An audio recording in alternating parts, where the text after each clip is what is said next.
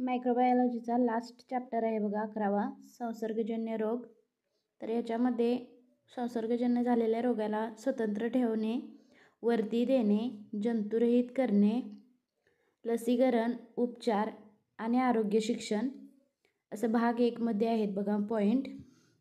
आणि भाग 2 मध्ये संसर्गजन्य रोग आहेत. हे आता दिसतात, हे संसर्गजन्य रोग आहेत.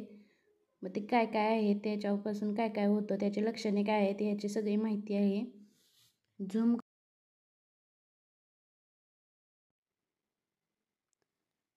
केल्यानंतर दिसते का बघा. नसेल तर कमेंट करा, परत एकदा शेअर करेन. मग स्क्रीनशॉट घ्या. संसर्गजन्य रोगांची माहिती आहे ही सगळी.